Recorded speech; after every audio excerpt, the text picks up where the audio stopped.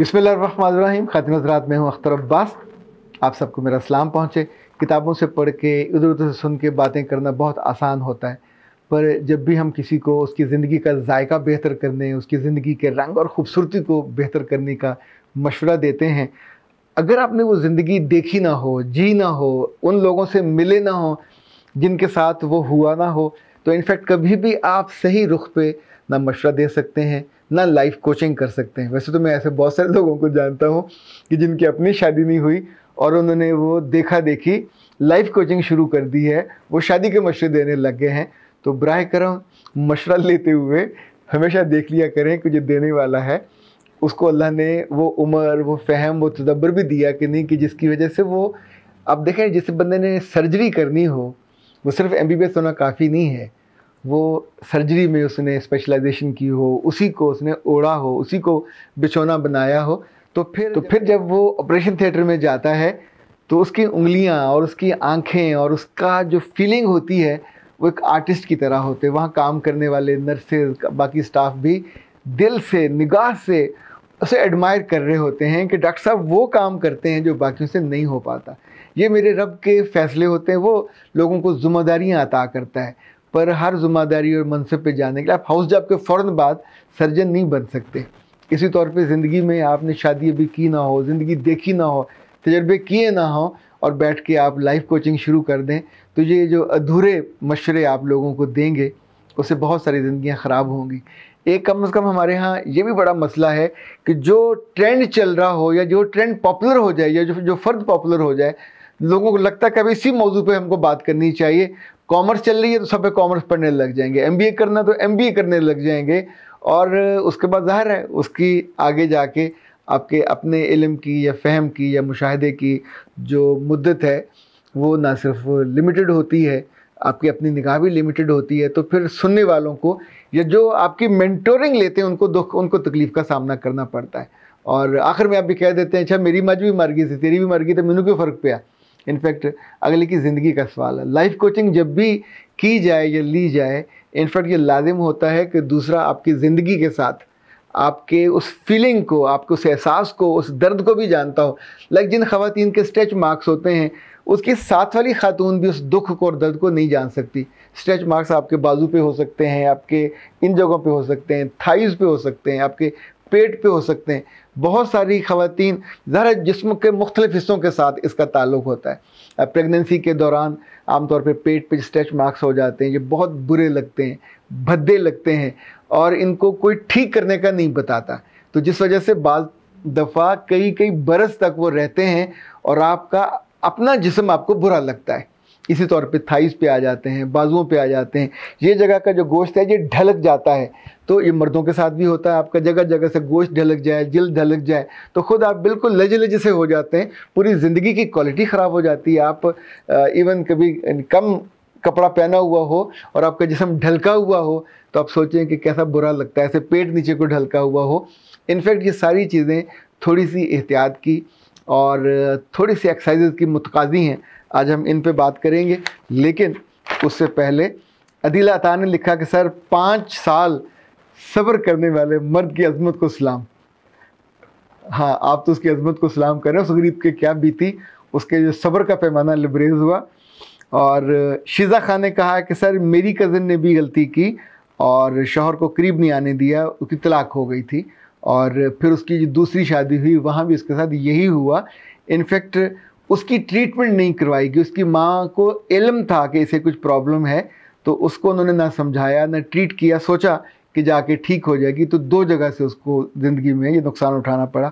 महताब खान ने लिखा है कि सर उसका शौहर ही लुल्ला है। आई डोंट नो ये लफ्ज़, इसका माना उनके कोई मफ़हूम वहाँ का है, मेरा ख़्याल है कोई कमतर या बेहिस किस्म का कोई हो सकता है, अहमक भी हो सकता है। और अंस रज़ा ने कहा कि सर आपकी एक एक बात लाखों की है और अल्लाह जाने कैसे मर्द हैं जो 5-5 साल बर्दाश्त कर जाते हैं। ये अफीफ़ा ने लिखा, उन्होंने कहा हमारे मर्द तो 2 दिन का वक्फा नहीं बर्दाश्त कर सकते, सारे घर को सर पे उठा लेते हैं और किसी और का तो पता नहीं, हमें तो जो पता है वही हम आपको बताएंगे। सिद्रा हैदर ने कहा कि सर मैंने भी ये गलती की थी और सेम प्रॉब्लम, और मुझे भी डर था और खौफ था, तो फिर जब ये खौफ दूर हुआ तो ज़िंदगी बिल्कुल एक गुलशन की तरह, बाग की तरह हो गई।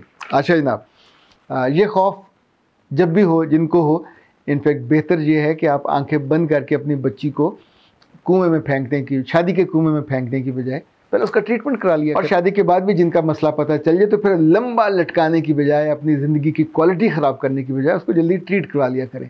अच्छा जी, अब आते हैं स्ट्रेच मार्क्स की तरफ। ये स्ट्रेच मार्क्स चाहे पेट पे हों, चाहे बाजुओं पे हों, चाहे जहाँ जहाँ फैट होगा, और वहाँ जब वो थोड़ी इसकी स्ट्रेचिंग होती है तो फिर लाइनें लग जाती हैं। ये लाइनें बहुत बुरी लगती हैं, बहुत भद्दी लगती हैं, आपकी क्वालिटी ऑफ लाइफ बुरी हो जाती है। मर्दों के जिस्म ढलक जाए या औरतों का जिस्म ढल जाए, दोनों सूरतों में होता है। लाइक औरतें तो रात को सोते हुए अगर उनका पेट ढलक रहा है और वहाँ ज़्यादा हो गया गोश्त, या तो आप उसको कपड़ा बांध सकते हैं। इसी तौर पे एक बहुत अच्छी और ख़ूबसूरत सी ख़वातीन के लिए एक्सरसाइज की किट आती है। अच्छा ख़ातिन हज़रात, जब भी जिस्म ढलक रहा हो मर्दों का या औरतों का, तो आप इस तरह की जो बेल्ट है ये मंगवा सकते हैं। ये हर साइज़ में होती है, स्मॉल में भी, मीडियम में भी और लार्ज में। मेरा ख्याल एक्स्ट्रा लार्ज भी होगी, चूँकि ज़ाहिर है उनके साथ भी ये होता है। तो ये आप रात को बांध सकते हैं, दिन को बांध सकते हैं आप, यानी वहाँ बांध के जब इसको थोड़ा खींच के, ओवर साइज़ ये ना लीजिएगा। जब आप खींचें तो ये आपको इल्म होगा कि आपका जिस्म ज़रा कंपोज्ड हो। दूसरा ये रखिए याद कि जहाँ जहाँ स्ट्रेच मार्क्स हों वहाँ ख़ारिश नहीं करनी। ख़ारिश करेंगे तो वहाँ ख़ारिश के निशान और ज़्यादा पड़ जाएंगे और वो भी दूर होने में फिर वक्त लेंगे। तीसरा ये कि आपकी डिहाइड्रेशन का मसला भी होता है, तो आप उसको भी एड्रेस करें। पानी ज़्यादा पिएँ। पानी लोगों के कहने पे मत जाइए कि 12 गिलास, 16 गिलास, 18 गिलास, अल्लाह माफ़ करे, उल्टा काम हो जाएगा। जितनी आपके जिस्म को ज़रूरत है पानी उतना पीजिए, और जब आपका बिल्कुल जी भर जाए तो पानी पीना बंद कर दीजिए। खाने के दरमियान पी लें, खाने से पहले पी लें, खाने के आखिर में ना पिएं। और इस तौर पे शाम की चाय से पहले पी लें, रात को सोने से पहले भी पी सकते हैं, लेकिन रात को सोने से पहले पिएंगे तो आपको फिर यूरिनेशन के लिए एक आध दफ़ा उठना पड़ेगा। तो जिनको अपनी नींद प्यारी हो रात को ना पिएं। इसी तौर पे आप अगर पानी का मसला है तो आप दूध ले सकते हैं।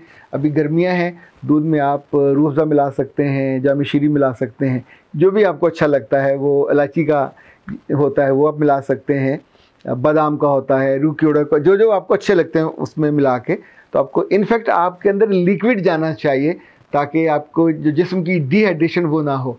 2 ऑयल हैं जो इस काम के लिए आपको इस्तेमाल करने चाहिए। जब भी जिस्म पे स्ट्रेच मार्क्स हों तो सिर्फ 2 ऑयल हैं जो आपको हेल्प आउट कर सकते हैं। एक रोगने ज़ैतून, तो इसको आप लेके ऐसे ऐसे नहीं करेंगे जिसमें वहाँ से गर्म होने लगेगा, तो इसको मसाज करेंगे धीरे से, आमतौर पे अपवर्ड्स किया जाता है, और ये वापस फिर उस तरह नहीं आ पाएंगे, ये अपवर्ड जाएगा। जहाँ भी स्ट्रेच मार्क्स होंगे, जैसे झुर्रियों का हम इलाज करते हैं, तो गर्दन पे होंगी तो आप उसको ऊपर को लेके जाएंगे। इसी तौर पे जो स्ट्रेच मार्क्स है आप उस पर वो जो तेज़ी से वैसे ऐसे प्रैक्टिस करने लग जाएंगे तो वहाँ से बाकायदा हीट निकलने लग जाएगी। तो रोगन ज़ैतून आप इस्तेमाल कर सकते हैं। इसी तौर पे जो गिरी का रोगन होता है, नारियल का तेल इस्तेमाल कर सकते हैं, और उसको भी लगाने के बाद आप उसको धीरे धीरे मसाज करेंगे और इंशाल्लाह कुछ हफ्ते लगते हैं। बाकी मज़ीद तफसील करनी हो तो डॉक्टर साहबा से पूछ लीजिएगा, वो आपको उसकी तफसील बता देंगी, क्योंकि ये कुछ हफ्तों के बाद आपका ये जो स्ट्रेच मार्क्स है ये ठीक हो जाने चाहिए। एक आध शायद क्रीम भी होती है उस पर लगाई जा सकती है, लेकिन उससे पहले अगर आप अपने तौर पे होम रेमेडीज़ की कर लें ऑयलिंग से तो इंशाल्लाह लजीज़ हो जाएगा। और वो जो आपको अपना ही जिस्म भद्दा बदनुमा लगता है या आपके पार्टनर को बुरा लगता है तो उसको से आप बच सकते हैं। अच्छा ख़ातिन हज़रात, एक खुशखबरी आप सबके लिए, वो ये कि जो हैंडलिंग टफ़ पीपल वाला कोर्स अल्हम्दुलिल्लाह तैयार है। मैं ख्याल अगले 2-3 रोज़ में हम उसको अनाउंस कर देंगे। ये टफ़ पीपल आपकी ज़िंदगी में, चूँकि ख़वातीन की ज़िंदगी में बहुत होते हैं और मर्दों की ज़िंदगी में बहुत होते हैं, घर में होते हैं, बच्चों में, औरतों में, मर्दों में, रिश्तेदारों में, बॉसेस में, कोलीग्स में, जो आपके मातहत हैं उनमें, इन सारे टफ़ लोगों को कैसे हैंडल करना है, कैसे डील करना है कि आप अपनी अज़ियत से बचो, तकलीफ़ से बचो, उनसे लड़ाई से बचो। ये जब टफ़ लोग हैंडल नहीं होते तो कल एक प्लाज़ा के मालिक ने, प्लाज़ा का ज़ाहिर मालिक करोड़पति होगा, तो एक दुकान हल्का सा खोखा लगाने के इशू पे कितने चंद हज़ार का मसला होगा। पर जब आपको इल्म हो कि अगला बंदा या अगली पार्टी कैसी है, तो बजाय इसके कि आप उनके साथ जाके लड़ने बैठो, गोली चली और वो सारा प्लाज़ा भी वहीं धरा का धरा रह गया। ख़ानदान में बच्चे कितने होंगे, बड़े होंगे, छोटे होंगे, आई डोंट नो। लेकिन जब आप टफ़ लोगों को और बुरे हालात को एसेस नहीं कर सकते और उसको हैंडल नहीं कर सकते, तो फिर जान भी जाती है, कभी कभी आबरू जाती है, कभी आन जाती है, कभी जॉब जाती है।